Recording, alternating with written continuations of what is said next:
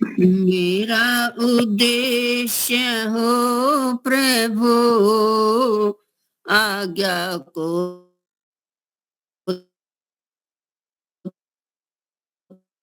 तेरी पालना। मेरा उद्देश्य हो प्रभु, आज्ञा को तेरी पालना। कर कर कमाई धर्म की, चरणों में तेरे डालना। मेरा उद्देश्य हो प्रभु, आज्ञा को तेरी पालना। जितने भी शुभ कर्म हो, श्रद्धा व प्रेम से करूं। जितने भी शुभ कर्म हो, श्रद्धा व प्रेम से करूं। आए अभद्र भाव जो, उन्हें सदा ही टालना। आए अभद्र भाव जो, उन्हें सदा ही टालना। मेरा उद्देश्य हो प्रभु, आज्ञा को तेरी पालना। मानव के नाते हे पिता, जाऊं अगर कभी भूल भी। मानव के नाते हे पिता, जाऊं अगर कभी भूल भी। इतनी विनय आपसे, बन के सखा संभालना। इतनी विनय आपसे, बन के सखा संभालना। मेरा उद्देश्य हो प्रभु, आज्ञा को तेरी पालना। रक्षा तो मेरी तू करे, रक्षा में तेरी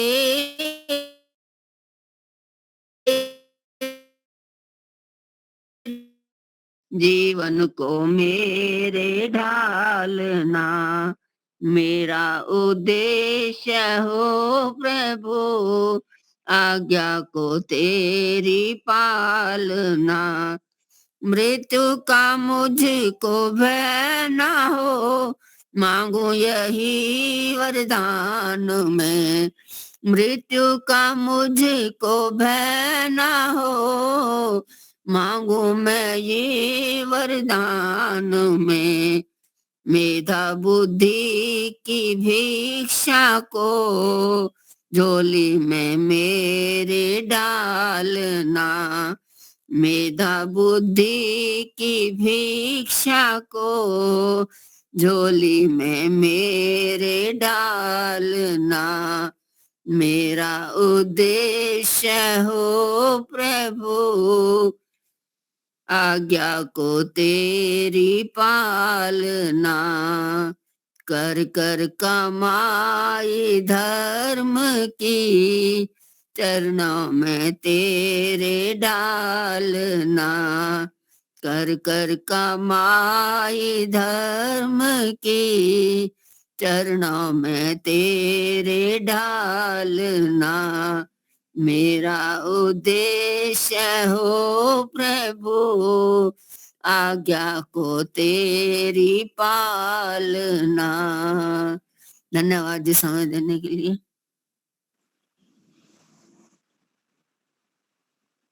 बहुत बढ़िया। जब तक आचार्य जी आ जाए तब तक एक थोड़ा विषय में ले लेता हूँ 5-10 मिनट, क्योंकि अभी सेवा कार्य करवाने का उनके जिम्मेदारी है, तो सबको जो जो जिसको देना है वो देकर यहाँ आएंगे। एक प्रश्न पूछ लेता हूँ मैं आपसे। जब हम आप योगाभ्यासी ध्यान में हम जाते हैं तो उनमें सबसे बड़ी बाधा, अवरोध क्या होता है? आप कहें, सबसे बड़ी बाधा जब हम ध्यान में, संध्या में, उपासना में जाते हैं तब क्या आती है बाधा?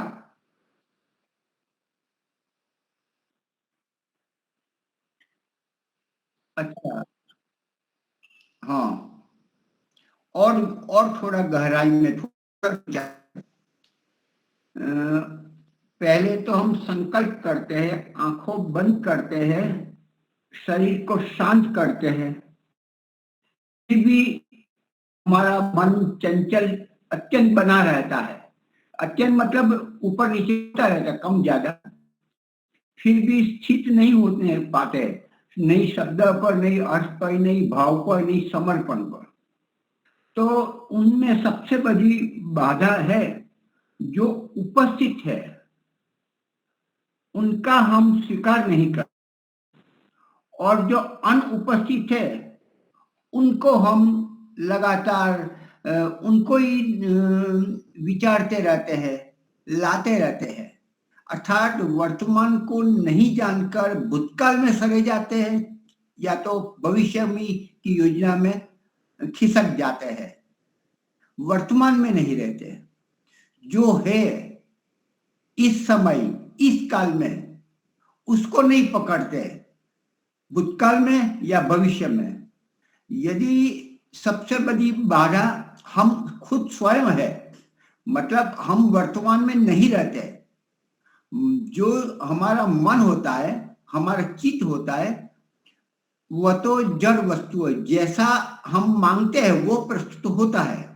लेकिन हमने इतना अधिक अभ्यास कर लिया है कि हमारी सारी शक्ति रोकने में चली जाती है, लगाने में नहीं। रोकना रोकना रोकना, हटाना हटाना, लड़ना लड़ना, इस पर चली जाती है। पूरी शक्ति, पूरा समय उसमें ही चला जाता है और वर्तमान में रहना भूल जाते हैं। तो वर्तमान में उपस्थित रहने के लिए हम पहले श्वास प्रश्वास पर सहारा लेते हैं।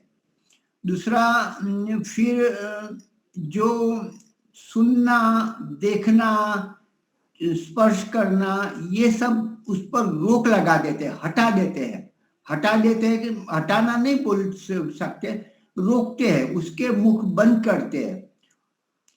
यहां हम ध्यान में बैठे हैं, चिड़िया की आवाज सुंदर आ रही है, तो वो बाधक नहीं है, हमारे लिए बाधक हो सकती है। मैं बैठा हूं, पड़ोस में से आवाज आ रही है, संध्या का समय उसे मालूम है, फिर भी वो बाधा डाल रहा है। वास्तव में आवाज वस्तु या तो पड़ोसी व्यक्ति या चिड़िया खुद बाधा नहीं डालती, हम अपने आप से ही बाधा उत्पन्न करते हैं, क्योंकि हम वर्तमान में नहीं रहते। मतलब वो तो चिड़िया का काम है, वो चहचहाती रहती है। पड़ोस वाला है, उनकी उस प्रकार की बुद्धि है, तो उसमें वो मजा ले रहा है। लेकिन आप क्यों ले रहे हो? आप वर्तमान में नहीं रहकर उसका आवाज, उसका ज्ञान क्यों अंदर स्वीकार कर रहे हो? आप वर्तमान में क्यों नहीं बने रहते? हमने वो आवाज, हमने अपने काम में लगे रहे, वो बोलते रहे, मेरे पास में बैठे बैठे दो बातें मस्ती से करे, भले करते रहे, हम अपना काम करते रहेंगे। वो काम अपना, उनका काम करें, हम अपना काम करें। हम बड़े प्रेम से जो जैसी स्थिति उसको स्वीकार करें और काम में लगे रहे, अपने काम में लगे रहे। कोई द्वेष नहीं, कोई तिरस्कार नहीं, कोई दबाव नहीं। हम दबाव रखते, ऐसा भी इतना नहीं समझते कि लोग ये इतने वर्षों से हम ये कर रहे हैं, इसी समय कर रहे हैं, फिर भी वो लगा रहे। कोई बात नहीं, हमने कह दिया, नहीं लगाया, हम अपने आप को, हमारे कान बंद कर लेंगे, हमारे उस समय हमारे कान में रुई हम डाल लेंगे, उनके कान में नहीं डाल सकते, उनको हम रोक नहीं सकते। तो हम वर्तमान में नहीं रहते, हम औरों का सुन लेते हैं। सुनना तो सब पड़ता है, लेकिन उसको स्वीकार, उस ज्ञान का स्वीकार नहीं करते, उस पर राग नहीं, उस पर द्वेष नहीं, कोई नहीं। अपना काम करते रहे, प्रेम से प्रसन्नता से करते रहे, कोई फरियाद अपने आप से न करे, अन्य से भी न करे। दूसरा कि हम चित्त वृत्ति है, जब बैठते हैं, आंखों बंद करते हैं, शांत होते हैं, तब चित्त की वृत्ति, आहा इतनी बड़ा ये विचार आए, ये विचार आए, ये विचार आए, ऐसा क्यों आए, लगातार प्रवाह बनती रहती, चालू रहता है।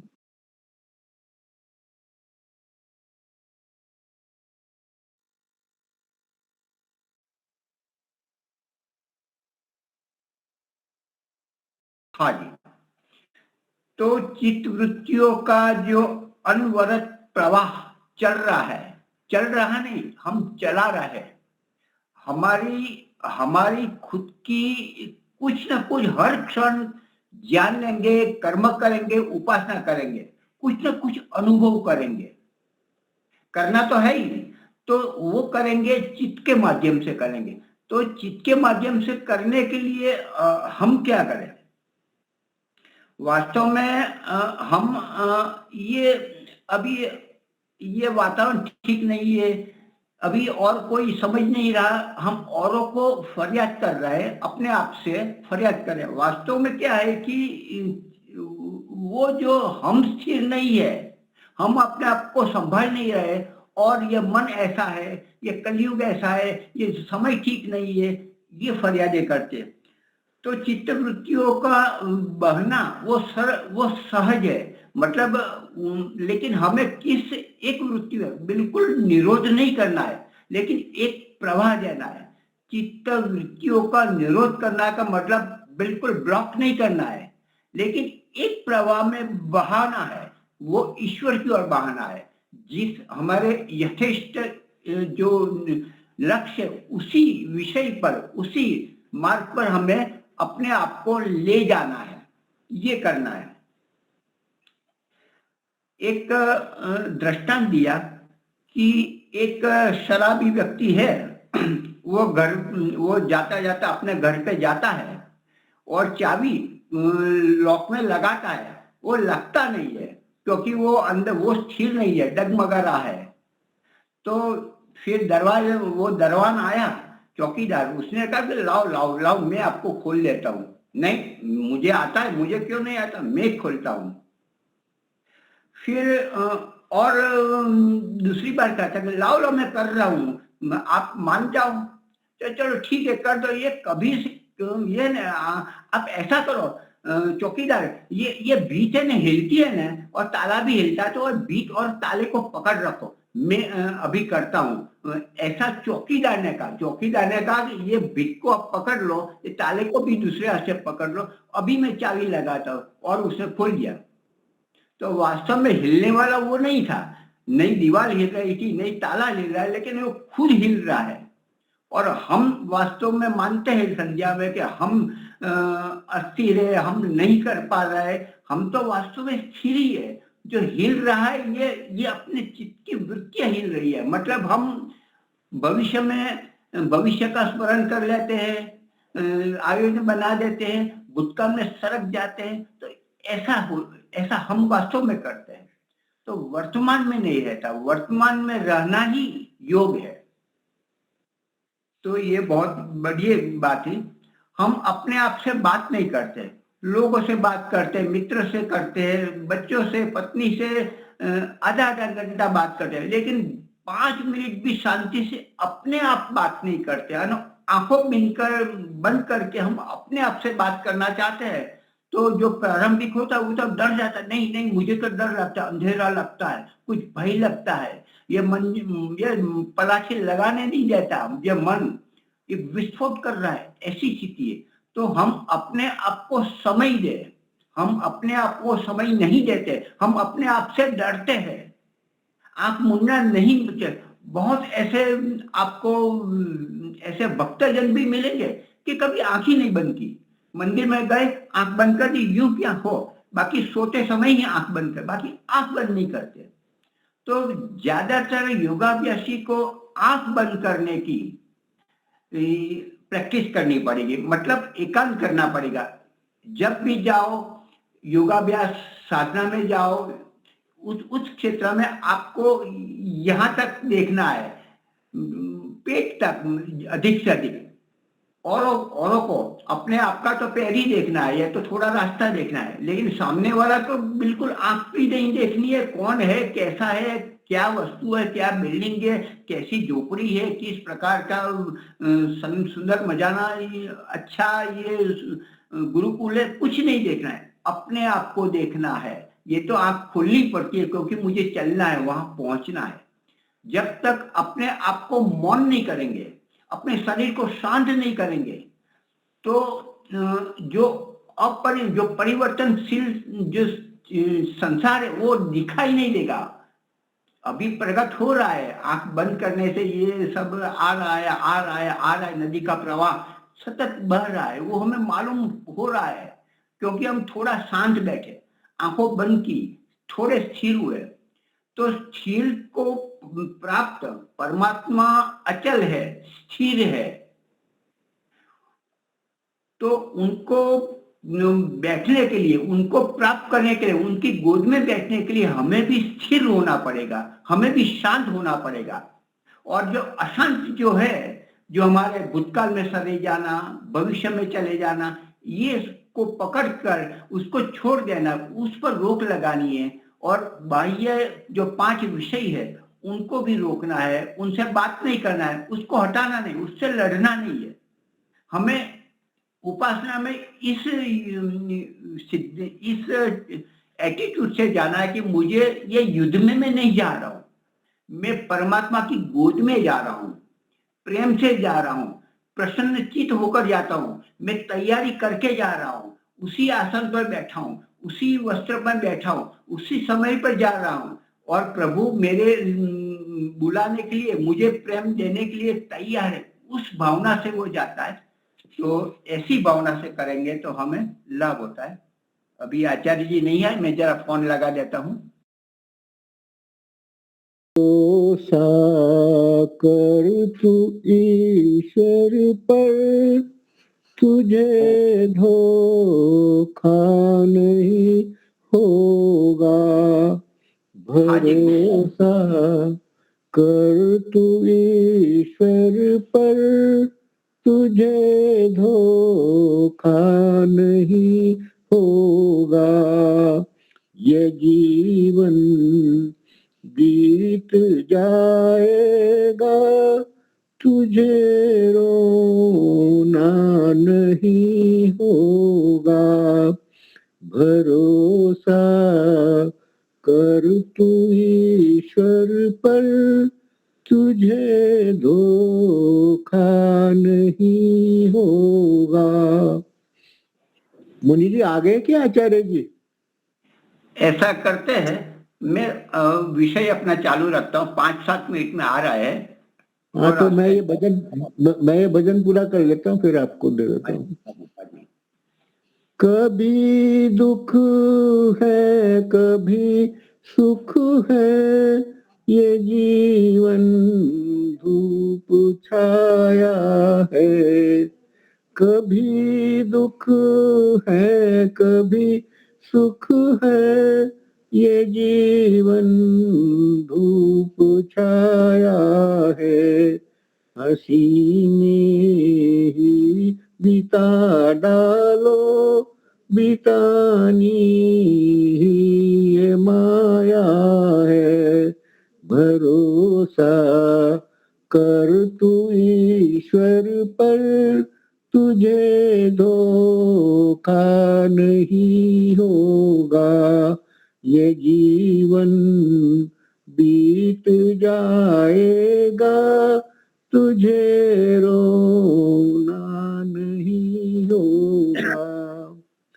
जो सुख आए तो हंस देना, जो दुख आए तो सह लेना। जो सुख आए तो हंस देना, जो दुख आए तो सह लेना। न कहना कुछ कभी जग से प्रभु से ही तू कह लेना, दखना कुछ कभी जग से प्रभु से तू ही कह लेना, भरोसा कर तू ईश्वर पर, तुझे धोखा नहीं होगा, ये जीवन बीत जाएगा, तुझे रोना नहीं होगा।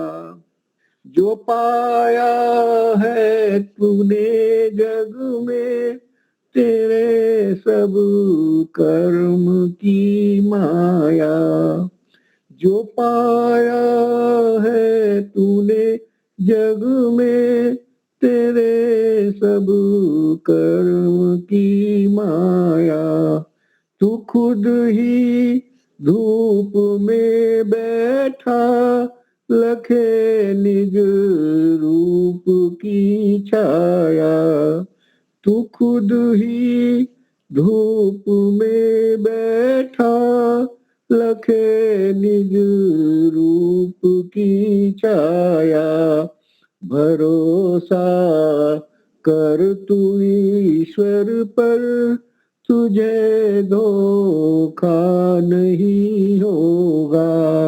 अंतिम कड़ी, कहाँ यह था कहाँ तू था, कभी तो सोच वे बंदे, कहाँ यह था कहाँ तू था, कभी तो सोच है बंदे, झुका कर शीश को कह दे प्रभु बंदे, प्रभु बंदे, झुका कर शीश को कह दे प्रभु बंदे, प्रभु बंदे, भरोसा कर तू ईश्वर पर, तुझे धोखा नहीं होगा, ये जीवन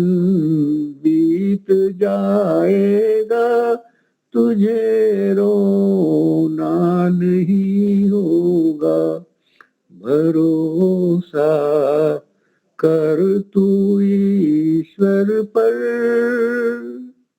तुझे धोखा नहीं होगा, तुझे रोना नहीं होगा।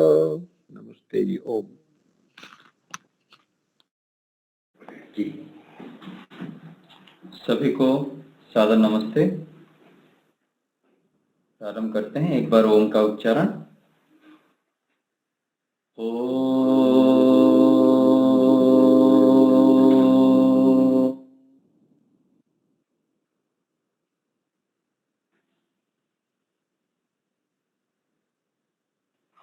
व्यवहार भानु हम स्वाध्याय कर रहे हैं, चर्चा कर रहे हैं। तो आज हम देखेंगे शिक्षा किसे कहते हैं। पीछे हम देखे थे शूरवीर किनको कहते हैं।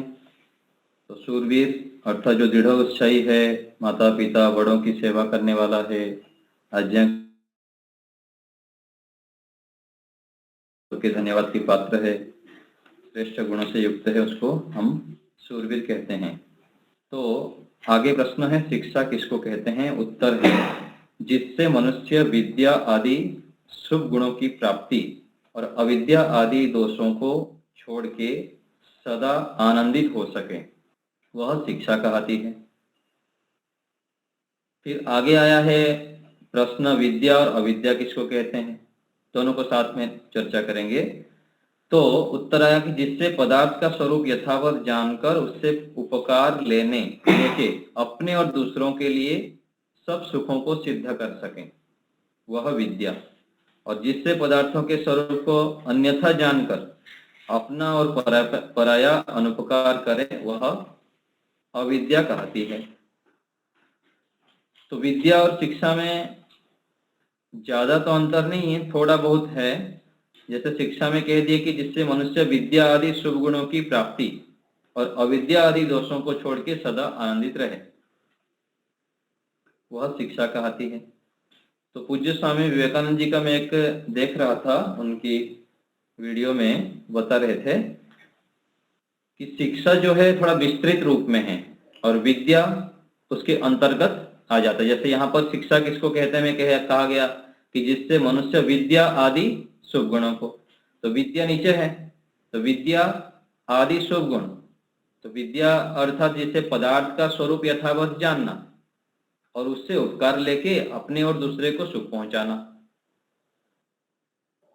और जिससे पदार्थों के स्वरूप को अन्यथा जानकर स्वयं भी बच जाना और दूसरों को भी बचाना, तो ये अविद्या है। तो इस रूप में हमको समझना चाहिए।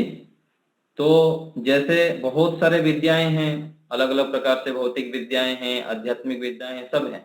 कुछ व्यवहारिक चीजें होते हैं, बैठना उठना खाना पीना ये सब होते हैं, और कुछ चीजें जैसे ईश्वर जी, प्रकृति, आत्मा, परमात्मा, पुनर्जन्म आदि आदि विषय हैं, ये विद्या के अंतर्गत मेरे को समझ में आ रहा है। और बाकी विस्तृत रूप में जो व्यवहार आदि कुशलता होती है वो सब शिक्षा में आ जाएंगे, क्योंकि शुभ गुण होते हैं ना, बैठना उठना खाना पीना ये सब शुभ गुण हैं। तो इस रूप में हमको शिक्षा और विद्या के विषय में हमको समझना चाहिए। तो शिक्षा थोड़ा विस्तृत हो जाएगा, सारे प्रकार की जो विद्याएं हैं, और विद्या जो ईश्वर जी, प्रकृति से लेकर बाकी जो आत्मा परमात्मा आदि विषय में ज्ञान हम प्राप्त करते हैं। और यदि विद्या हमारे पास नहीं होता है तो फिर विपरीत आचरण कर लेते हैं, उससे पदार्थों के स्वरूप को अन्यथा जानकर, जो ईश्वर जी प्रकृति है उसको ठीक नहीं जान पाना, ये अविद्या है, और ठीक ठीक जानना विद्या। जैसे वहां पर कहा गया ना विद्या अविद्या के विषय में योग दर्शन में, अनित्या असुचि दुखानात्मसु नित्य शुचि सुखात्म ख्यातिर विद्या।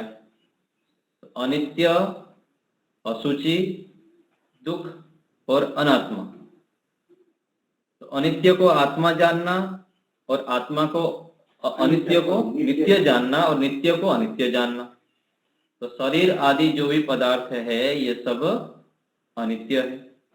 अनित्य को यदि हम नित्य रूप में जानेंगे तो ये फिर अविद्या हो गई। तो अनित्य हम क्या मान के चलते हैं, सामान्य रूप से जो शरीर है, वस्तु है, हम जितने भी व्यवहार करते हैं वस्तुओं से, व्यक्तियों से, इन सबको हम नित्य मानकर चलते हैं कि हमारा शरीर भी स्थिर रहने वाला है, सब भौतिक वस्तुएं भी स्थिर रहने वाला है।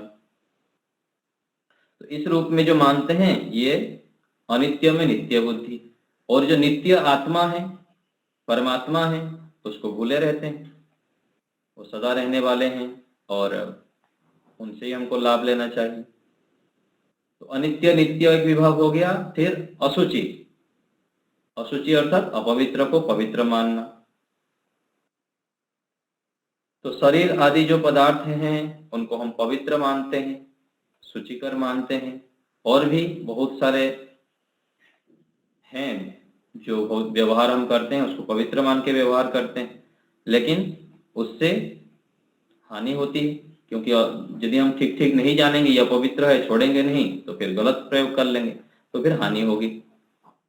शरीर के विषय में भी कहा गया, जब हम वैराग्य की दृष्टि से देखा जाए तो शरीर को कहा गया स्थानात् बीजात् उपस्तंभान निहिस्यन्दान निधनाद अपि कायम आधेय शौचत्वात् पंडिता ही असुचिम विदु।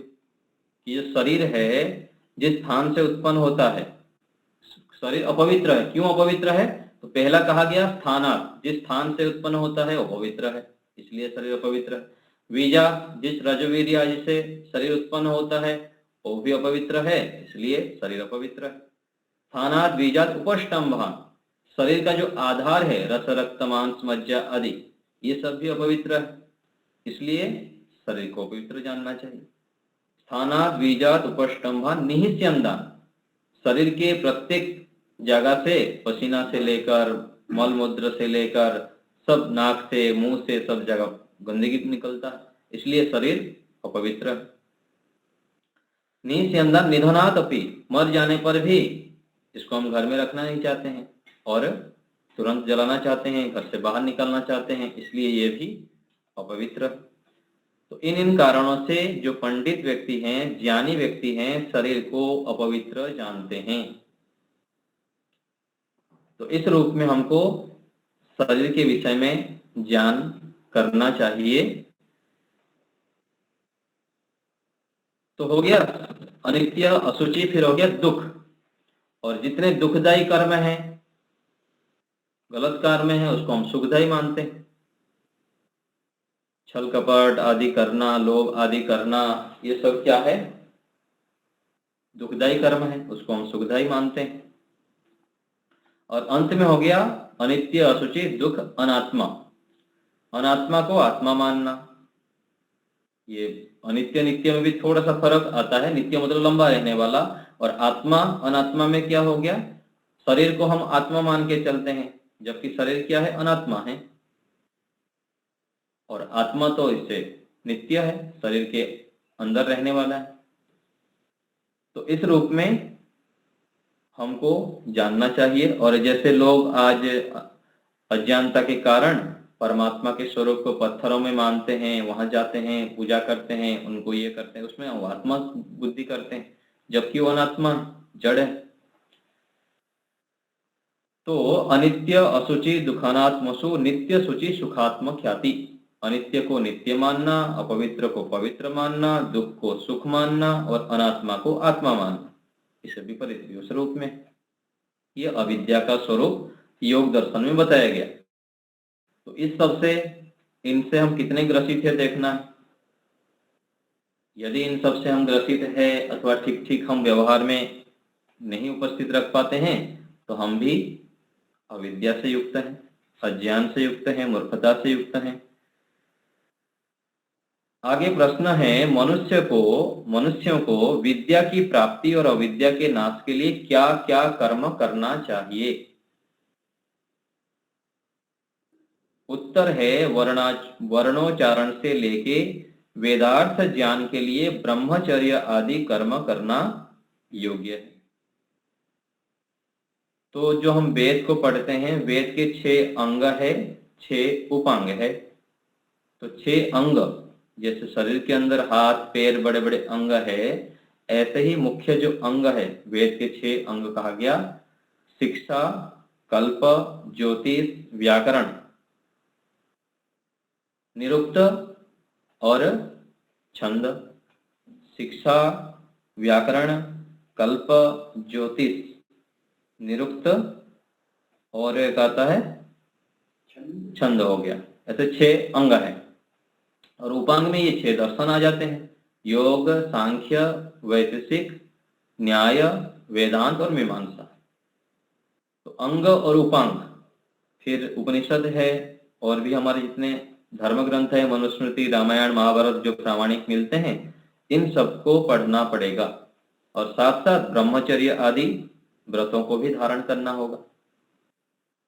ब्रह्मचारी किसको कहते हैं? जो जितेंद्रिय होके ब्रह्म अर्थात वेद विद्या के लिए आचार्य कुल में जाकर विद्या ग्रहण के लिए प्रयत्न करे, वह ब्रह्मचारी कहता है। तो जितेंद्रिय होना अति आवश्यक है। यदि हम इंद्रियों को अपने बस में नहीं रखते हैं तो बहुत बड़ा हानि कर देते हैं, और जो विद्या प्राप्ति है वो नहीं कर पाते हैं। विद्या का जो मर्म है, जो कहना चाह रहा है, उसके तत्वों को हम नहीं जान पाते। उसके पीछे कारण क्या है? हम इंद्रियों को खुला छूट दे के रखे हैं। शब्द, स्पर्श, रूप, रस, गंध आदि इंद्रियों को हम अपने नियंत्रण में नहीं रख पाते हैं। इसीलिए फिर जो हम जानते हैं उसको भी आचरण में नहीं ला पाते हैं। और जितना जितना हम अपने इंद्रियों को वश में करते हैं, योगाभ्यास आदि करते जाते हैं, ईश्वर के सानिध्य में बैठते हैं, फिर इन सब से रक्षा पा लेते हैं। आचार्य कुल में जाकर विद्या ग्रहण के लिए प्रयत्न करे, वह ब्रह्मचारी कहता है। तो आजकल गुरुकुल परंपरा नहीं रही, गुरुकुल में नहीं रहते हैं और गुरु आचार्य के अनुशासन में नहीं रहते हैं, तो विशेष जो उन्नति होनी चाहिए वो नहीं होती। जितने भी आज घर में रह के योगाभ्यास करते हैं, धर्म आचरण करते हैं, श्रेष्ठ कार्य करते हैं, तो उनको मन में ये संकल्प करना चाहिए, ईश्वर से प्रार्थना करना चाहिए कि प्रभु अगले जीवन में हमको ब्रह्मचारी बनाइए, हम श्रेष्ठ ब्रह्मचारी बन के लंबे समय तक गुरु आचार्य के अनुशासन में रह के तपस्या करें, तब जाके जीवन का निर्माण होता है। हम यदि गुरु आचार्य के सानिध्य में नहीं रहे लंबे काल तक, एक निश्चित जो गुरुकुल का नियम होता है उसको पालन नहीं किए, तब तक हम विशेष योग्यता को प्राप्त नहीं कर सकते। ये सच्चाई है। अपवाद रूप में कोई लाखों में करोड़ों में हो सकता है कि वो गुरुकुल में पढ़ा नहीं है, फिर भी अधिकांश प्रयास करते करते समय लगाते हुए योग्यता प्राप्त कर लिया, वैराग्य को प्राप्त कर लिया, ये अपवाद है। लेकिन जो ऋषियों का नियम है, ऋषियों का नियम है कि गुरुकुल में रहना है तपश्चर्या पूर्वक गुरु आचार्यों के सानिध्य में, तब जाके जीवन का निर्माण होता है। और लंबे समय तक इंद्र और विरोचन की बात आती है, कितने वर्ष इंद्र जी रहे? 101 वर्ष रहे, और विरोचन थोड़े काल में चले गए। तो ये जो आत्मज्ञान है, परमात्मा ज्ञान है, प्रकृति की वास्तविक स्वरूप का ज्ञान है, इसकी तत्वज्ञान करने के लिए, इसको पूरा आत्मसात करने के लिए बहुत तपस्या करनी पड़ती है। नहीं तो पदे पदे जो हमारे संस्कार हैं जन्म जन्मांतरों के, पूरा धराशायी करते हैं, उड़ा के लेके फेंक देते हैं। थोड़ा बहुत यदि हम साधना कर रहे हैं, थोड़ा बहुत यज्ञ कर लिए, स्वाध्याय कर लिए, परोपकार कर लिए, इससे काम नहीं चल पाता है। बहुत तपस्या करनी पड़ती है, तब जाके ये सूक्ष्म विषय समझ में आते हैं। व्यक्ति अपने इंद्रियों को वश में कर पाता है, अपने कुसंस्कारों को दबा पाता है और सुसंस्कारों को जगा पाता है। कितने जन्मों की कैसी कैसी संस्कार, और उस संस्कारों को हम कितने बार आवृत्ति किए हैं। शब्द, स्पर्श, रूप, रस, गंध, सारे इंद्रियों का जो विषय है, एक एक विषय को हम कितने लाखों बार, करोड़ों बार आवृत्ति किए हैं। और उसको पूरे हटाना, कोई व्यक्ति मान लीजिए कि कोई चाय पीने का आदत हो गया, चाय पिया कितने बार? 100 बार पिया। अभी उसको छोड़ने के लिए कितने बार अभ्यास करनी पड़ेगी, कितना मेहनत करना पड़ेगा? 200 बार, 500 बार, 1000 बार संकल्प करना, कितना पुरुषार्थ करना, तब जाके छूट पाएगा। ऐसी स्थितियां हो जाती। और दूसरे तरफ अच्छे गुणों को बनाए रखने के लिए ध्यान करना, पुरुषार्थ करना, ईश्वर को हर समय स्मरण रखना, इन सब विषयों को धारण करने के लिए बहुत मेहनत करना पड़ता है, बहुत अधिक, बहुत अधिक। तो ऐसे जो श्रेष्ठ गुण हैं, सुसंस्कारों को जगाने के लिए ब्रह्मचारी ही कर पाता है, और वो भी गुरुकुलीय दिनचर्या में रह के गुरु आचार्य के सानिध्य में। देखिए, गुरुकुल में पढ़ते थे, फिर गृहस्थ में चले गए, गृहस्थ में फिर सारे इंद्रियों का भोग आ गया, तो गुरुकुल का जितना तपस्या था सारा साफ हो जाता है। अथवा कोई व्यक्ति पंचमहायज्ञ ठीक ठाक करता है, तब भी कुछ बचा रहता है। फिर उसके बाद भी क्यों कहा गया वानप्रस्थी के लिए? क्योंकि वानप्रस्थी में फिर उग्र तपस्या करेंगे तो गुरुकुल में जो पढ़ा हुआ था वो विषय लौट के आएगा, और भी नया नया ज्ञान बढ़ाएगा वो। इसलिए वानप्रस्थी जीवन है। तब जाके संन्यास होता है, वैराग्य होता है। और वैराग्य क्या है? ज्ञानस्य एव पराकाष्ठा वैराग्यम, ये योग दर्शन में लिखा है। वैराग्य केवल ये वस्त्र पहन लेना, घर छोड़ देना, कहीं एकांत में रह जाना सालों साल, ये वैराग्य नहीं है। ज्ञान हमारा परिपक्व हो जाए, व्यवहार में हम कुशल बन जाएं, सबके साथ उचित व्यवहार कर लें, बड़े बड़े प्रतिकूल परिस्थिति में भी हम सम रह जाए, शांत रह जाएं, प्रसन्न रह पाए। कोई हमारी निंदा कर दे, चुगली कर दे और आरोप कर दे, हमारे सामने हमको गाली दे दे सबके सामने, तब भी हम शांत रह पाए, ये वैराग्य की स्थिति है। और ये देखने को मिलता है अलग अलग लोगों में, अलग अलग स्थितियों में ये कर लेते हैं। सार्वभौम रूप में हम व्यवहार कुशल बन जाएं और साथ साथ वैराग्य का लक्षण क्या है? ईश्वर में प्रीति। ध्यान करने हम बैठेंगे तो संसार ना आए, केवल ईश्वर यदि हमारे मन में आ जाते हैं तो हम वैराग्य की स्थिति को बना रहे हैं, प्राप्त कर लिए। देखिए क्यों हमारा मन नहीं लगता ईश्वर में, क्यों हम पूरा मन ईश्वर में नहीं लगा पाते हैं? उसके पीछे कारण है हमको वैराग्य नहीं है, वैराग्य का अभाव है। हम संसार की ओर आ सकते हैं, अभी ईश्वर को सर्वोपरि नहीं मान पाते हैं। संसार की व्यक्तियों के पीछे, वस्तुओं के पीछे, स्थानों के पीछे हम दौड़ते रहते हैं। क्यों दौड़ रहे हैं? क्योंकि ये जो संस्कार है जन्म जन्मांतरों से हम आवृत्ति कर रखे हैं, कई बार, लाखों बार आवृत्ति कर चुके हैं। और इसी जीवन में भी सारे इंद्रियों का जो भोग है कितने बार आवृत्ति कर चुके हैं। और जितने बार आवृत्ति करते हैं उसको छोड़ने के लिए उतनी तपस्या करनी पड़ेगी, संकल्प करनी पड़ेगी, परमात्मा के चरणों में गिरनी पड़ेगी। प्रभु रक्षा कीजिए, आप ही मेरे सर्वस्व है, मेरी आप में प्रीति हो जाए, इस स्थिति को आवृत्ति करनी पड़ेगी। बहुत पुरुषार्थ करना होगा, तब जाके हम इंद्रियों को बस में कर सकते हैं, वैराग्य को प्राप्त कर सकते हैं।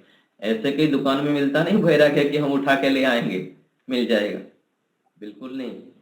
वैराग्य के लिए तो बहुत पुरुषार्थ करना पड़ता है, बहुत, और कर सकते हैं हम, लेकिन देखते हैं कितना किसका पुरुषार्थ का ये है। हम यदि पुरुषार्थ करेंगे, डटे रहेंगे, कितने बार गिर जाते हैं आध्यात्मिक व्यक्ति, कितने बार गिरते हैं, पदे पदे दुखी रहते हैं, परेशान रहते हैं। मैं क्यों इतना करता हूँ ध्यान उपासना, इतने दिनों से आश्रमों में जाता हूँ, सत्संग सुनता हूँ, एकांत में रहता हूँ, फिर भी मैं अपने इंद्रियों को बस में नहीं कर पाता हूँ, फिर भी उसकी ओर आकर्षित होकर चला जाता हूँ।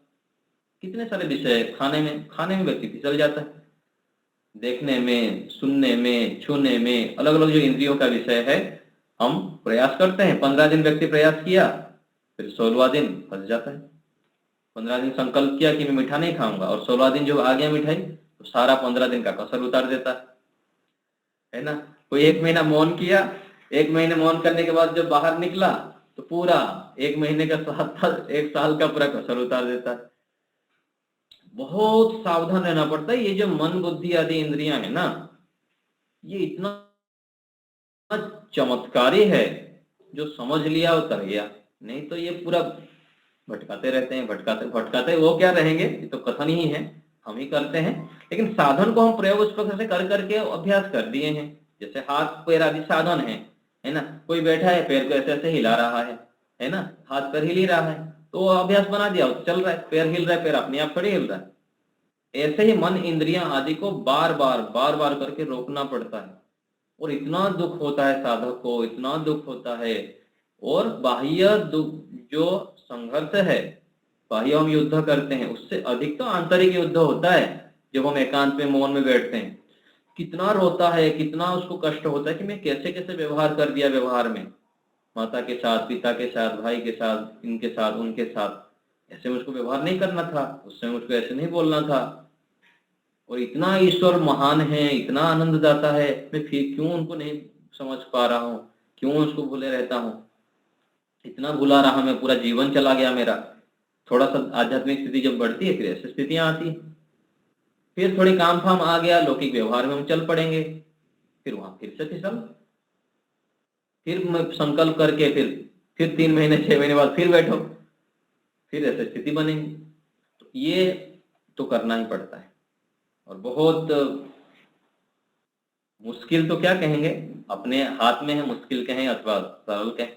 देखिए एक माताजी कोई बताया कि हिमालय के जो है ना गंगोत्री के ऊपर क्या कहते हैं उसको, टॉप में जो है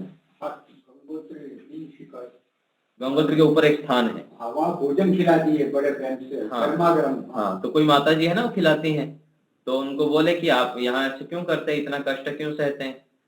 तो बोले मैं क्या कष्ट सह रहा हूँ, संसार में देखिए लोग कैसे कैसे कष्ट सह रहे हैं, पैसा अर्जन के लिए, परिवार के लिए। माताएं कितना कष्ट सहते हैं परिवार के लिए, सबकी सहन करते हैं। पैसा कमाने के लिए पुरुष कितना क्या क्या दिन भर सुबह से शाम तक दौड़ते रहते हैं, उनके तुलने में तो ये कुछ भी नहीं है। मानसरोवर की ओर होगा, हाँ, नहीं, गंगोत्री के ऊपर ही है ना। तो ये स्थिति है।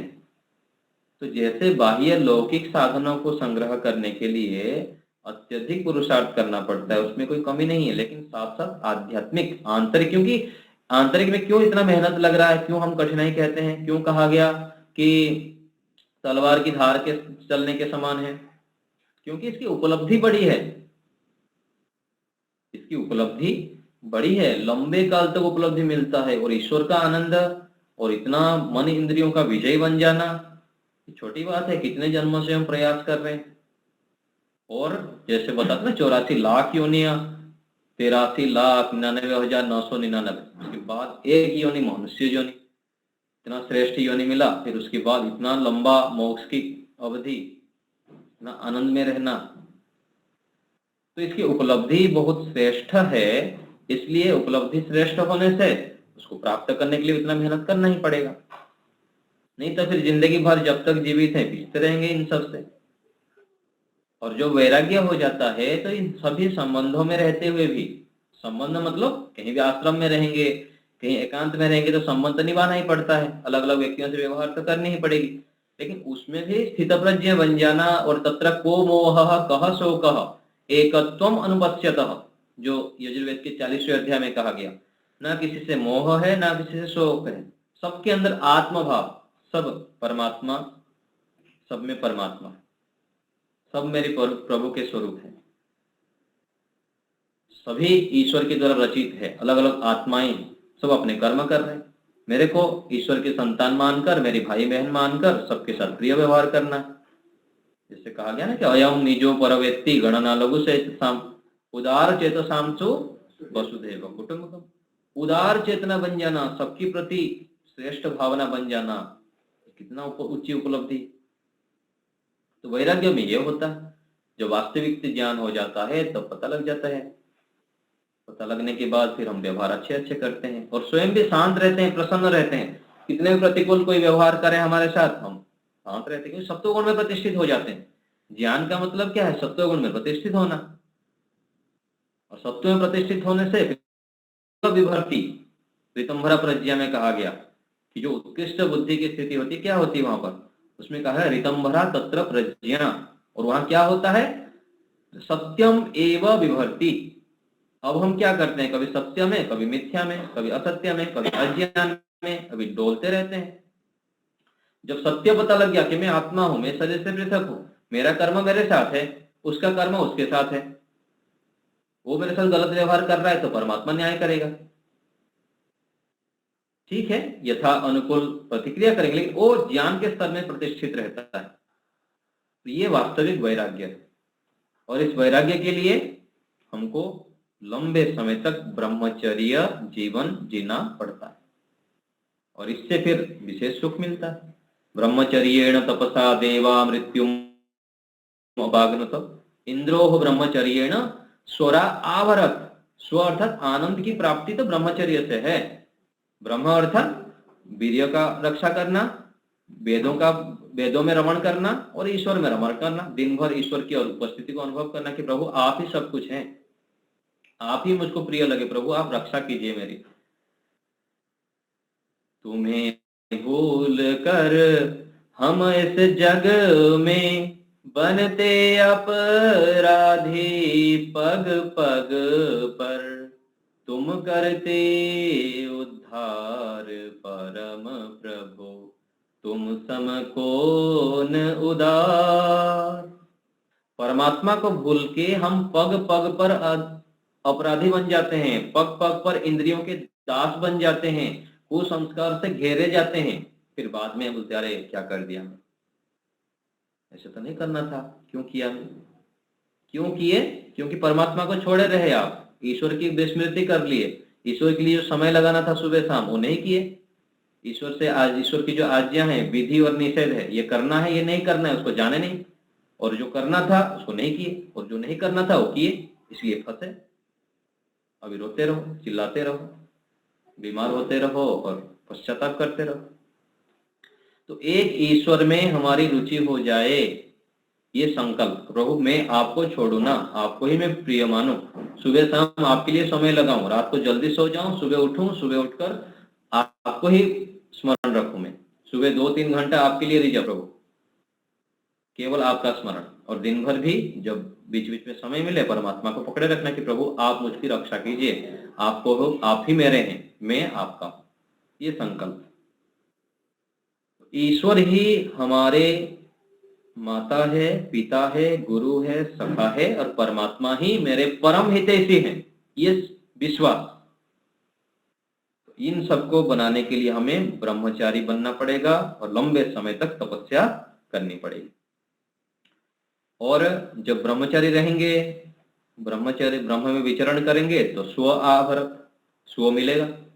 स्व अर्थात आनंद, जो कहा गया ना कि रसम वही सह, परमात्मा आनंद से परिपूर्ण है, और उस रस को प्राप्त करके साधक आनंदित होता है। नहीं तो ध्यान में बैठे रहेंगे हम घंटों घंटों सालों तक, ना आनंद मिलेगा हमको।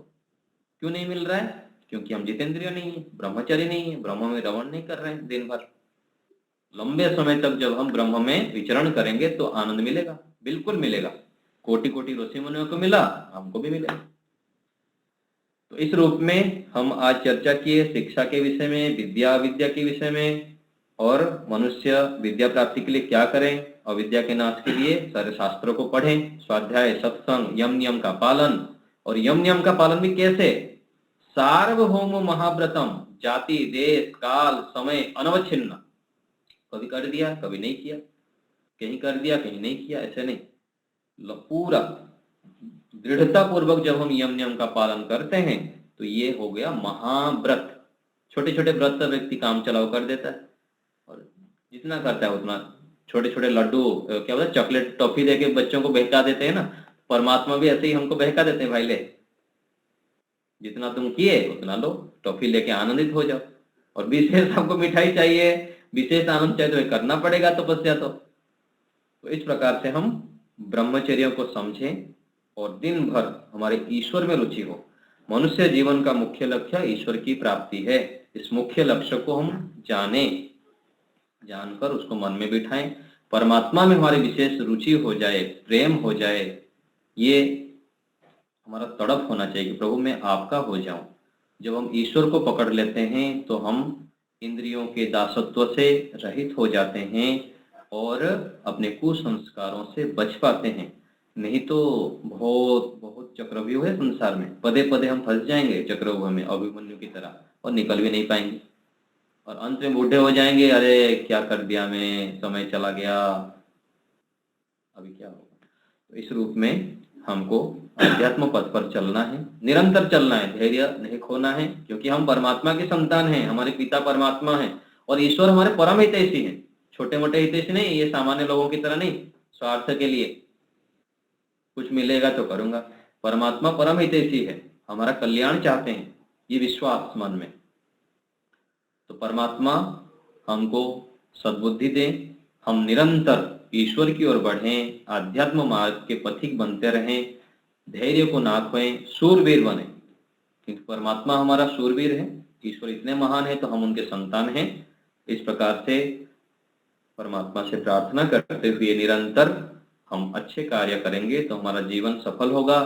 हमारा जीवन सफल होगा तो हम सबको सुख बांटेंगे, परिवार में, समाज में, राष्ट्र में, विश्व में हम सुख फैलाएंगे। ये ईश्वर से प्रार्थना है कि हमको सद्बुद्धि दे। आज यहीं रखते हैं। ओम।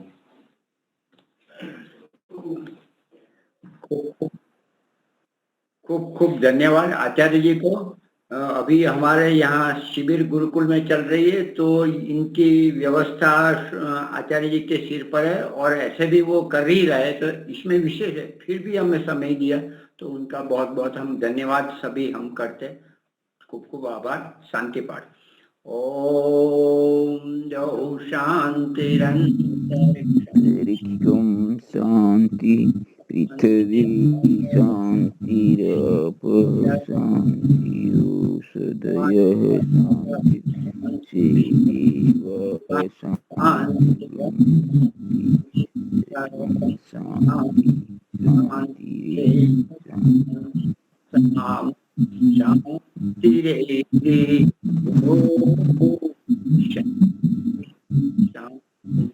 शांति